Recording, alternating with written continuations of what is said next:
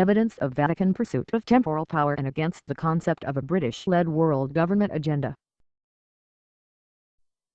The following is an article which appeared in the New York Times on August 27, 1916. Mexico to maintain its Catholic policy. Delegates to United States Conference will oppose any change in laws. Cabrera gives his views. Charges the Church is using every means to recover temporal power in Mexico. The grievances of the Roman Catholic Church against the de facto government of Mexico will probably be one of the questions to be considered at the conference between the representatives of the United States and Mexican governments, which is to convene at the Hotel Biltmore this week. That the Mexican delegates will strenuously oppose any effort to change the policy toward the Catholic Church is a foregone conclusion, in the opinion of persons familiar with the present Mexican situation. In substantiation of this belief, they point to the fact that Luis Cabrera, Minister of Finance in the Carranza cabinet, is the head of the Mexican Commission. There is no man in Mexico more opposed to any change in the present laws defending the rights of the Church in Mexico than he is. The church question in Mexico was one of the most important brought before the recent Catholic convention in this city. Cabrera has charged over his own signature that the Catholic Church was using every means in its power to recover what he terms its temporal power in Mexico, and in this connection he has stated that the Carrancista government will enforce every law which tends to make this impossible, and, furthermore, that the de facto government intends to make effective the abolishment of monastic orders now existing in or contemplated in Mexico. Cabrera writes on the question. Cabrera's views on this question are set forth in the paper prepared by him and captioned "The Religious Question in Mexico." The question of the Church in Mexico, says Mr. Cabrera in his article, has not been well understood in the United States, because the conditions of the Mexican Catholic Church differ vastly from those of the Catholic Church in Mexico. In Mexico, 99% of the population profess the Roman Catholic faith, and, therefore, the influence of the Catholic clergy in religious matters has no counterbalance of any sort. In the United States there are other churches which counterbalance the influence of the Catholic Church. On the other hand, the Catholic Church in the United States does not hold unlimited sway over society, nor can it attain uncontrollable political power. The very education of the American people has prevented Rome from exercising so far the influence which it exercises in other countries. Laws of Reform. The laws of the Reform, which were enacted more than 56 years ago, separate completely the Church and State, make it unlawful for the Church to own landed property, and finally abolished convents in Mexico.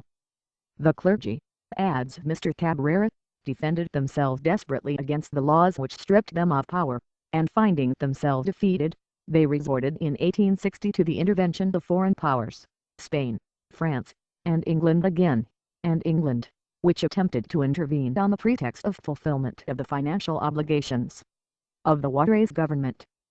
Emperor Maximilian himself did not dare to undo what had been done in the time of Juarez. The French troops being withdrawn and the constitutionalist government of Mexico re-established, the laws of reform were not only maintained but in 1874 they were incorporated in the political constitution. The aim of the Carranza government is to enforce these laws, adds Mr. Cabrera, and he then proceeds to charge the Catholic Party in Mexico has for several years past been one of the disturbing factors in the national life of Mexico, and he charges that it was one of the principal factors in the downfall of the late President Francisco Madero. It has never been intended, adds Mr. Cabrera, to deny Mexican Catholics either the exercise of their religion or their right to take part in the political affairs of Mexico. 99% of the Mexican population is Catholic, and therefore the Constitutionalist Party could not in the present struggle attempt to deprive the Catholics of their right to profess their religion or of their right to take part in political questions. Mr. Cabrera says that during the administration of President Diaz the Catholic clergy never made any efforts to organize for political campaigns, but maintained themselves, he puts it, in strict obedience to the law in the belief, perhaps, that they could avail themselves of other indirect proceedings for exercising their influence in the political affairs of the country. Formation of Catholic Party. When Diaz retired and Francisco L. de la Vera was made president ad interim, Mr. Cabrera says that the Catholic clergy of Mexico believed that the moment had arrived to organize themselves for the political struggle, and to that effect a political group was formed, under the patronage of the Catholic clergy, made up chiefly of big landowners. This group took the name of the Catholic Party, with the deliberate intention of taking advantage of the population to induce it to vote in conformity with their directions. Mr. Cabrera then makes his direct charge that the Catholic Party was one of the principal factors in the downfall of Maduro, and adds, although Huerta was not the candidate designated to replace him, Maduro, the fact is that the clerical chief, De la Vera, formed part of the cabinet, which resolved upon the murder of Maduro and Pino Suarez.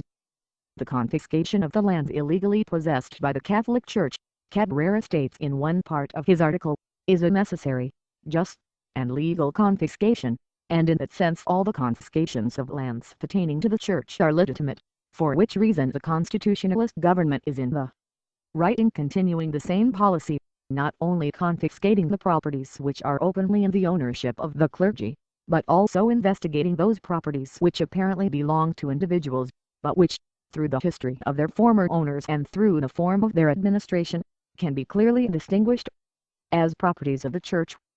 Mr. Cabrera brands as false statements that constitutionalist soldiers have mistreated nuns. He admits that many monastic orders have been abolished, so far as Mexico is concerned, and that the members of these orders have withdrawn to foreign countries. To sum up, Mr. Cabrera concludes, the constitutionalist government proposes to give full guarantees in religious matters to the exercise of any cult, but strictly enforces the observance of the laws of reform and of the Mexican Constitution.